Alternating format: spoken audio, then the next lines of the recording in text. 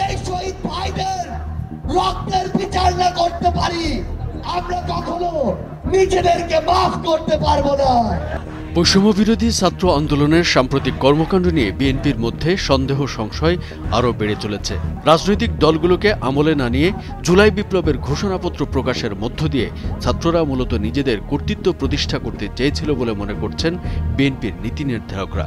বৈষম্য বিরোধী ছাত্রদের দৃশ্যমান কোনো পৃষ্ঠপোষক না থাকায় পিছন থেকে কারা তাদের ইন্ধন যোগাচ্ছে তা নিয়েও দলটির মধ্যে প্রশ্ন উঠেছে। বিএনপির ধারণা, বিভিন্ন কর্মসূচি ও দাবির মধ্য দিয়ে বৈষম্য বিরোধী ছাত্র আন্দোলন মূলত রাজনৈতিক দলগুলোকে মাইনাস করে দেশে অরাজকতা সৃষ্টির চেষ্টা চালাচ্ছে। সোমবার রাতে রাজধানীর গুলশানে বিএনপি চেয়ারপারসনের রাজনৈতিক কার্যালয়ে স্থায়ী কমিটির বৈঠকে এসব বিষয় নিয়ে আলোচনা হয় বলে জানা গেছে।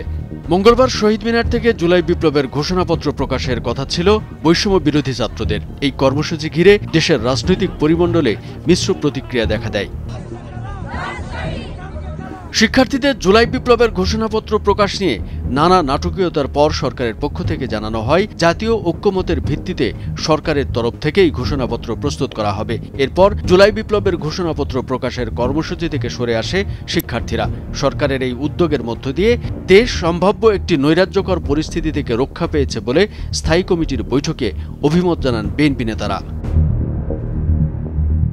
বৈঠক সূত্র জানায়, ছাত্রদের ঘোষণাপত্র প্রকাশের তোড়জোড় নিয়ে বিএনপির উদ্বেগের কারণগুলো জানাতে গত রোববার রাতে প্রধান উপদেষ্টা ডক্টর মোহাম্মদ ইউনূসের সঙ্গে বৈঠক করেছেন বিএনপির মহাসচিব মির্জা ফখরুল ইসলাম আলমগীর। রাজনৈতিক দলগুলোকে পাশ কাটিয়ে ছাত্ররা এককভাবে বিপ্লবের ঘোষণাপত্র দিলে দেশে যে বিশৃঙ্খলা ও সংকট দেখা দিতে পারে সে বিষয়ে প্রধান উপদেষ্টাকে অবগত করেন ফখরুল। শিক্ষার্থীদের কর্মসূচিতে বৈষম্য বিরোধী ছাত্র আন্দোলনের নেতাদের কারা পৃষ্ঠপোষকতা দিচ্ছেন তা নিয়েও প্রশ্ন ওঠে বিএনপির ওই বৈঠকে।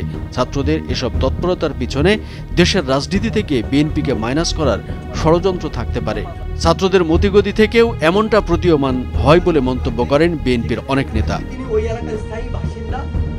ছাত্রদের লক্ষ্য ও উদ্দেশ্য নিয়েও প্রশ্ন তোলেন বিএনপির কেউ কেউ। তারা বলেন, ছাত্র আন্দোলনের সমন্বয়কদের কেউ কেউ ছাত্রলীগ করা, আবার কারোর ব্যাকগ্রাউন্ড ছাত্র শিবির। এ কারণে তাদের লক্ষ্য কি সেটা কারো কাছে স্পষ্ট নয়। সঙ্গত কারণে ছাত্রদের কেউ কাউকে পুনর্বাসন করতে চায় কিনা সে প্রশ্নও সামনে আসছে।